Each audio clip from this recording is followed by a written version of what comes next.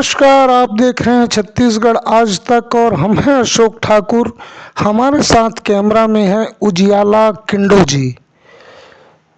तो साहब, सरगुजा संभाग की सड़कें, सरगुजा संभाग का मुख्यालय अंबिकापुर की सड़कें को लेकर हम आज की खास रिपोर्ट लाए हैं। इस रिपोर्ट में आपको हमारे चैनल को सपोर्ट करना है। तो इस सरगुजा संभाग की सड़कों को लेकर संभाग के जाने माने साहित्यकार, मनीषी, विचारक, कवि, वरिष्ठ पत्रकार और न जाने किन किन सम्मान से उन्हें नवाजा जाता है, प्रदेश में ही नहीं बल्कि पूरे देश में। आप हैं आचार्य दिग्विजय सिंह तोमर और आप क्या कहते हैं, उनकी चंद पंक्तियों से उनका सरगुजा के प्रति दर्द झलकता है। तो आइए चंद लाइनें बिल्कुल हमारे इस रिपोर्ट पर सही और खरी उतरती है कि सड़क दुर्घटनाओं में मौत, मातम पसरता सड़कें, कब तलक बनेगी हुजूर सरगुजा संभाग की सड़कें।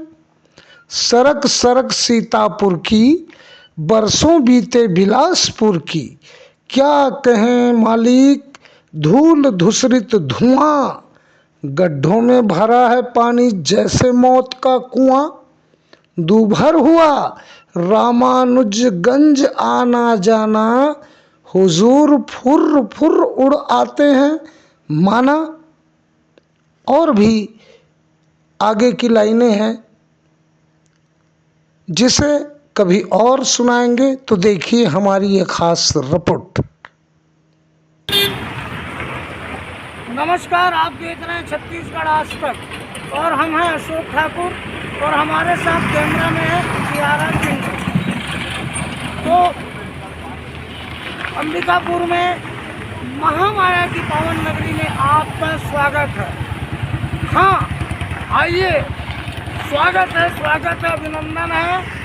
मगर जब आप आएंगे तो ये भी आप अपने दिमाग में रख लीजिए, दिल में रख लीजिए कि आपकी कमर की स्पाइन कॉर्ड रीढ़ की हड्डी कहीं खसक न जाए और आप दर्द के शिकार न हो जाए, ऐसा दर्द जिससे आपको बिस्तर पकड़ना पड़े। तो आप अपने साथ पेन किलर लाइए, बाम ले आइए और साथ में फिजियोथेरेपिस्ट की सलाह भी लेकर आइएगा, क्योंकि यहाँ पर गड्ढे पर सड़क है। सड़कों पर गड्ढे अगर होती तो बात कुछ और थी। मैम दिखाइए क्या हालत है रोड की। हमारे कैमरामैन फोकस कर रहे हैं रोड पे और गाड़ियाँ आ रही है, आप देख रहे हैं। आपने देख लिया साहब, गड्ढे होते तो बात अच्छी थी, बच के चलते, लेकिन सड़क का सड़क पूरा गड्ढा है और उस पर उड़ रही है धूल की गर्द। तो आइए जाने यहाँ पर कुछ ऑटो वाले हैं, कुछ आम जनता है और उन लोग कैसे बर्दाश्त करते हैं और क्या क्या तकलीफों का सामना करना पड़ता है। माता जी, आपका शुभ नाम क्या है? और माता जी, यहाँ आपके सामने रोड है। हाँ जी। तो रोड में काफ़ी गड्ढे हैं, धूल भी है, हाँ जी, गुबार भी है, तो कैसे होता है? बहुत भैया धूल उड़ती है, एकदम सारा सामान खाने पीने का ऊपर ढक के रखना पड़ता है। हमारे को बहुत परेशान है आप। और पानी के दिन में कैसे करते हैं आप? पानी के दिन में तो बहुत पानी आ जाता है यहाँ, बदला है सारा खड़ा। तो आपका व्यापार में खर्च तो करता है?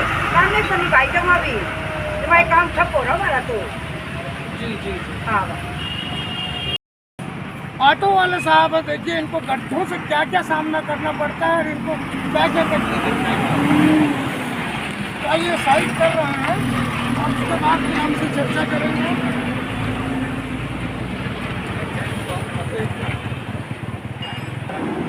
राधे राम जी।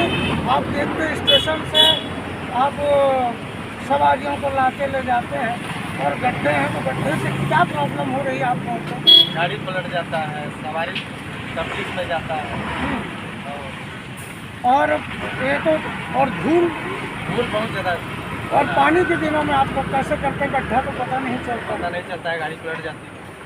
हमारे लोग गाड़ी को रोज आप क्या मांग करते हैं शासन से? शासन से ही मांग मैं करता हूँ कि थोड़ा रोड तो बढ़िया से बनाया जाए। तो भैया आपके नाम का है? मेरा नाम है महेंद्र राम। भैया ये जो बनारस रोड में है, मतलब अम्बेडकर चौक है, यहाँ रोड खराब है, तो आप लोगों को क्या क्या तकलीफ का सामना करना पड़ता है? बहुत तकलीफ, तरह तरह की तकलीफ हो रहा है। सवारी लेकर आएगा, सवारी से लोग चलता है, गाड़ी पलटता है, लगता है गाड़ी आगे पलटा जाएगा। बहुत तरह तरह से परेशानी। आप सरकार से क्या मांग करते हैं?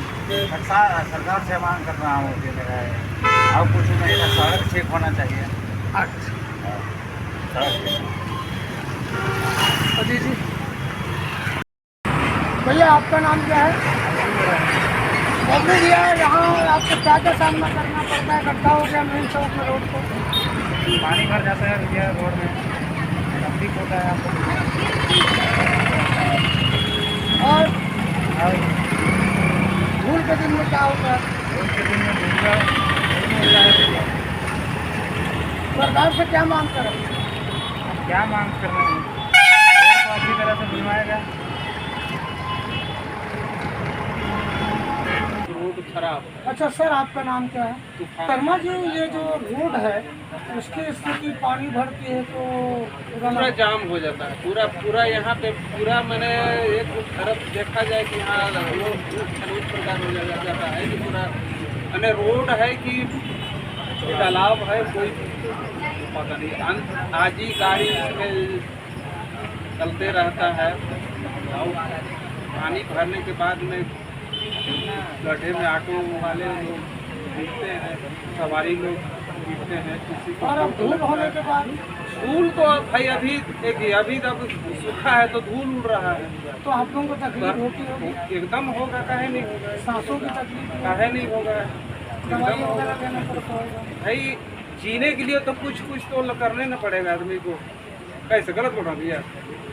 आपने सुना विश्वकर्मा जी कि ये तालाब बन जाता है ना, लबालब हो जाता है, ऑटो वाले गिरते पड़ते हैं, और साथ ही जब ये सूख जाता है तो धूल के गुबार उड़ते हैं जिनसे इनको दवाई खानी पड़ती है। हाँ दोस्तों देख लीजिए, ये है अंबिकापुर, हमारे शहर अंबिकापुर का मुख्य चौराहों में से एक, इसको कहते हैं डॉक्टर बाबा साहब अम्बेडकर चौक, और इसको बनारस चौक। ये मुख्य चौक का आलम देख लीजिए, आप वीडियो पे देखते रहिएगा कि ये मुख्य चौक का आलम ये है कि यहाँ आपके सामने देख रहे हुए सैकड़ों गाड़ियाँ गुजर रही हैं और अपनी गाड़ियों को और अपने आप गड्ढों से बचाने की कोशिश कर रहे हैं। और आलम यह रहता है कि यही चौक पर हर रोज़ कम से कम 3 से 4 दुर्घटना होती है इस रोड के कारण। और आलम यह है कि यह जो रोड दिख रहा है, यह मेरी उंगलियों के निशान को देखिए, बनारस की ओर जाता है और ये मनेंद्रगढ़ की ओर जाता है। तो अब हम आपको ले चलते हैं अगले चौक। देख रहे हैं ये है दीनदयाल चौक, पंडित दीनदयाल चौक, जिसे पुराना बस स्टैंड चौक के नाम से भी जाना जाता है। अब ये बताइए कि बीच शहर का ये आलम है कि ये पूरे गड्ढों से भरा हुआ सड़क है। यहाँ पर लोगों को जितनी तकलीफों का सामना करना पड़ता है, ये दिखाते हैं। ये हम पूरे गड्ढे में चल रहे हैं, सड़क पर नहीं चल रहे हैं। और आपको यह बता देना चाहता हूँ कि ठीक विधानसभा चुनाव के पूर्व हमारे अंबिकापुर के मेयर साहब जो डॉक्टर खुद हैं, अजय तिर्की जी, उन्होंने कहा था कि अंबिकापुर के भीतरी सड़कों को मैं 1 सप्ताह के भीतर ऐसा सड़क का निर्माण करूंगा जहां पर लोग बैठकर भोजन भी कर सकते हैं। अब बताइए यहाँ क्या कर सकते हैं? यहाँ तो गाड़ियों का चलना मुहाल है। तो साहब चुनावी बातें छोड़िए, कर्म पथ पर लग जाइए। अब हम इस मसले को लेकर फिजियोथेरेपिस्ट से भी मिलेंगे और हड्डी रोग विशेषज्ञ से भी मिलेंगे और अन्य लोगों से चर्चा भी करेंगे। आइए। सर, ये सरगुजा संभाग के मुख्यालय अंबिकापुर के सड़कों मतलब जिला मुख्यालय की सड़कों का हाल बदहाल है। लोग दुर्घटना के शिकार हो रहे, हड्डी से संबंधित विकारों के शिकार हो रहे। बहुत बुरी स्थिति है। ये डॉक्टर अजय तिर्की जब से बने हैं लगभग 10 साल होने जा रहा है, गड्ढे ही गड्ढे हैं। ये अभी तो पराकाष्ठा हो गई है। महाराज सरगुजा टी.एस. सिंहदेव मंत्री जो है गड्ढे भर रहे थे, अपने गड्ढे तो भर नहीं पाए, सिर्फ दिखावा करते हैं। तो इस गड्ढे से कितने लोगों को जान चली गई है। मैंने पिछले 3-4 साल पहले जो एक कविता भी लिखी थी, कब तक बनेगी हड्डी सरगुजा संभाग की सड़कें, मैन पार्ट का में सुनाया भी था। तो इसको हम लोग को पेडोलॉजी के ऊपर केस करना चाहिए। आप करने वाले हैं? नहीं, मैं तो नहीं करूँगा। मैं चाहूँगा कि वकील लोग आगे आए, इसमें एडवोकेट आगे आए, और एडवोकेट लोगों को कानून मालूम है, उनको आगे आना चाहिए और सामाजिक सेवा के दृष्टिकोण से समय समय पे प्रशासन के विरुद्ध जो है उनको जगाने के लिए कार्रवाई करना चाहिए। विधिक क्या बोलेंगे उसको, विधिक संवैधानिक जागरण मंच एक हम लोग बनाने जा रहे हैं, जल्द ही बन रहा है। एडवोकेटों के साथ कुछ पत्रकार रहेंगे, गणमान्य नागरिक रहेंगे, संघर्ष हम लोग करेंगे। और पूछिए। और उसके कारण लोगों को काफ़ी जो स्पाइनल प्रॉब्लम हो रही है, और स्पाइन की थेरेपी आप देते हैं सेरा जेल के माध्यम से। तो सर, क्या ये जो है सड़कों के गड्ढे से चोटी लोग जिसकी न्यूरो प्रॉब्लम है और स्पाइनल प्रॉब्लम है, तो ये जेल के माध्यम से ठीक हो सकते हैं सर? देखिए, सबसे पहले ये समझिए कि ये कंपनी साउथ कोरिया की है। हमारा मकसद साफ है, किसी बीमारी पर्पज से नहीं है। इसको इस्तेमाल करने से शरीर में खून का संचार अच्छा होता है, नस खुलता है, जिससे इम्यून सिस्टम बढ़ता है, इंसान बीमारी की तरफ कम जाता है। तो कोई भी इस्तेमाल कर सकता है, तकलीफ है तो भी कर सकता है, नहीं तो भी कर सकता है। इसलिए लेकिन इससे पता चला है कि जो स्पाइनल में जो मसाज किया जाता है उससे काफ़ी हद तक कि इसमें राहत मिल सकती है। बिल्कुल बिल्कुल मिल सकती है, क्योंकि स्पाइन के बगल जो मांसपेशियाँ होता है उसके ऊपर हमारे मशीन चलता है 5 सिद्धांत के माध्यम से। हीट है, मसाज है, एक्यूप्रेशर, केरोपैटिक FI है। तो पीठ दर्द से संबंधित अन्य दर्दों से संबंधित में इस थेरेपी से इसका निराकरण है। इस समाधान लोगों को मिलता है, बेनिफिट लोगों को मिल रहा है। तो ये किसी बीमारी पर्पज से नहीं, इसको इस्तेमाल करके शरीर को फिट रख पाएंगे, इसलिए इस्तेमाल करना चाहिए, जिससे कि शरीर फिट रहे, बीमारी ना लगे। हम खड़े हैं जिला चिकित्सा अधिकारी के कार्यालय में, और अंबिकापुर जिला चिकित्सा अधिकारी जो हैं डॉक्टर PS मार्को, और हमने सड़कों पर गड्ढे को लेकर क्या क्या बीमारियां हो सकती है, आम जनता जो है, राहगीर जो है, वो चलने पर उन्हें क्या क्या तकलीफ आ सकती है, कैसा चलना चाहिए, और युवाओं के लिए संदेश देते हुए डॉक्टर PS मार्को ने छत्तीसगढ़ आज तक को बताया। डॉक्टर साहब, ये सड़कों पर गड्ढे अंबिकापुर के और शहरों की छोटी छोटी गलियों चौराहों में भी गड्ढे हैं, और इस पर जो है आम जनता जो है गुजरती है, तो इससे संबंधित क्या क्या रोग हो सकते हैं? गड्ढों से अगर कोई बाइक में जा रहे, कार में जा रहे तो जनरली दचके जो लगते हैं तो उससे बोन से संबंधित समस्या उत्पन्न होती है, जैसे जोड़ों का दर्द, कमर का दर्द, ये चालू हो जाते हैं, खासकर कमर में बेके, है ना, ये इस टाइप से परेशानी आता है। ज़्यादा दचके लग गए तो जो तत्कालिक हुआ एक्सीडेंट होने का खतरा रहता है। सर ये छोटे छोटे मासूम बच्चे भी हैं, स्कूल के विद्यार्थी, स्कूल वैन भी जाती है, तो इनके शरीर के जो नस है, न्यूरो सिस्टम और आर्थो सिस्टम, इस पर क्या आपको प्रभाव डालती सर? छोटे बच्चों के आर्थो और न्यूरो में तो बहुत ज़्यादा परेशानी नहीं है, जब तक कि बहुत ज़्यादा जर्क ना लगे। बहुत ज़्यादा जर्क लगने पे ही आर्थो वाला परेशानी हो सकता है। और सर, बाकी आम जनता को आप क्या सलाह देना चाहते हैं, क्या संदेश देना चाहते हैं, कैसे चलें, क्या करें और क्या आहार? हम तो यही सलाह देना चाहेंगे कि सुरक्षित ढंग से सड़कों पे चलें, स्पीड लिमिट करके चलें। खासकर मैं टीनेजर्स को बोलना चाहूँगा, गिर के जो अपना हमारे हॉस्पिटल में आते हैं तो वो स्पीड लिमिट कंट्रोल करके चलें ताकि गिरने से बचें, फ्रैक्चर होने से बचें। सर लगभग एक माह में हड्डी रोग से, दुर्घटना से संबंधित कितने मरीज आते होंगे सर अपने जिला अस्पताल में? अब ये तो डाटा देखना पड़ेगा, डाटा लगभग समथिंग नहीं, इसकी भी जानकारी नहीं है मेरे को।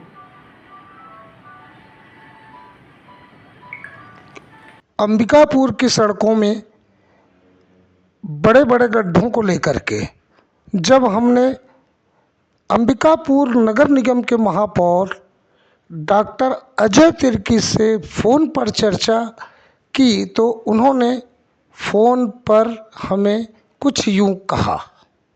हेलो। हाँ डॉक्टर साहब नमस्कार। नमस्कार। नमस्कार सर मैं अशोक ठाकुर छत्तीसगढ़ आज तक न्यूज़ से बोल रहा था। जी सर। सर ये जो अपने अंबिकापुर शहर के अंतर्गत अंदर में जो रोड आता है वो रोड साहब बड़ी दयनीय स्थिति में है। तो आपने कहा था साहब कि विधानसभा चुनाव के बाद इसको बकायदा बिल्कुल चिकना बनाया जाएगा, तो इसके कैसी स्थिति रहेगी साहब, कब तक के बनेगी? हमने शासन को तो भेजा है प्रपोजल जी। क्योंकि नगर निगम तो डिपेंडेंट संस्था है, जी हमसे पैसा आएगा तो फिर काम होता है। तो साहब ये थोड़ा सा आपने, क्योंकि अब विपक्ष में आप बैठे हैं तो जी। उनको आपने थोड़ा प्रेशराइज नहीं किया सर कि ताकि वो जल्दी से काम हो? और प्रॉब्लम आ रहे हैं सर काफी लोगों की, स्पाइनल प्रॉब्लम से, आर्थो प्रॉब्लम से, न्यूरो प्रॉब्लम से, आप तो डॉक्टर्स हैं।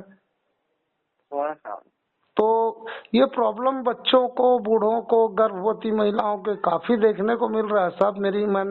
इनसे फिजियोथेरेपिस्ट से बात किया, डॉक्टर साहब से बात किया, मुख्य चिकित्सा अधिकारी PS तिर्को साहब, क्या बोलते हैं, मार्को साहब से, तो उन्होंने भी इस पर गहन चिंता जताई है। तो सर चूंकि आप मेयर हैं तो कब तक की संभावना व्यक्त की जा सकती है सर?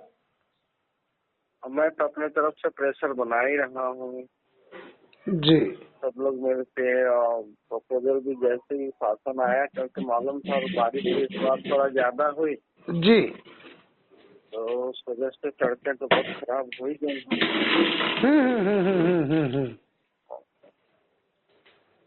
सर संभावना व्यक्त की जा सकती है आगे इस चुनाव के पहले तक? शासन को तो हमने पूरा अपना प्रपोजल दे दिया है जी। 35 करोड़ का जी। पूरे तरफ से सड़कों को बेहतर करने के लिए, क्योंकि बारिश की वजह से अभी काफी ज्यादा खराब हो गया है सब तरफ का रोड। जी। हाँ। Thank you sir. अंबिकापुर की सड़कों की बदहाली पर प्रसिद्ध समाज सेवी व RTI एक्टिविस्ट अभय नारायण पांडे जी ने फोन पर हमें बताया कि वे अभी शहर में नहीं हैं और उन्होंने ये भी कहा कि नगर प्रशासन की निष्क्रियता के चलते आम जनता को यह तकलीफ भोगनी पड़ रही है। हाँ पांडे जी नमस्कार, छत्तीसगढ़ आज तक में आपका स्वागत है। जी धन्यवाद धन्यवाद।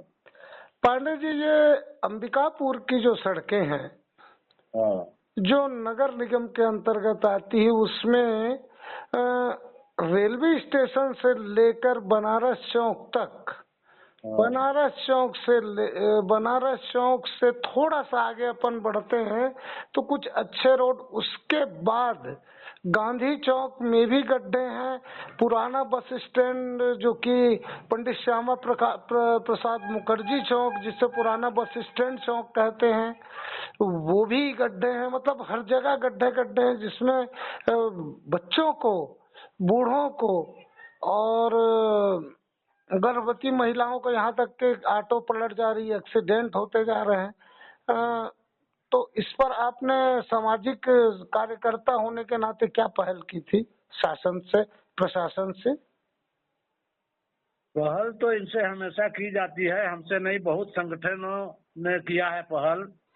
और इसी क्रम में यहाँ के जो सांसद हैं चिंतामणि महाराज जी, वो भी कलेक्टर साहब को अपने स्कूटी में बैठा के और सड़क की दुर्दशा का मापन कर रहे थे जी।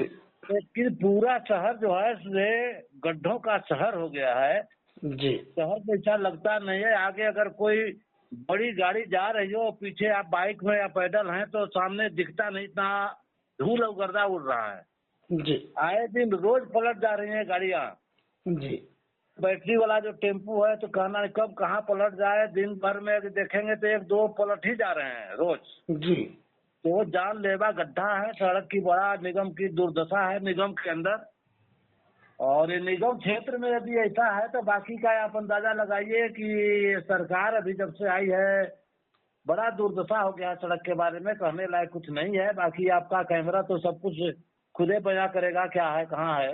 पांडे जी, अभी मेरी डॉक्टर अजय तिर्की महापौर अंबिकापुर महोदय से बात हुई जी। उन्होंने मुझे कहा कि 35 करोड़ रुपए का प्रपोजल अंबिकापुर निगम ने राज्य शासन को भेज दिया है और लगातार पत्र व्यवहार जारी है, तो इस पर क्या कहना है?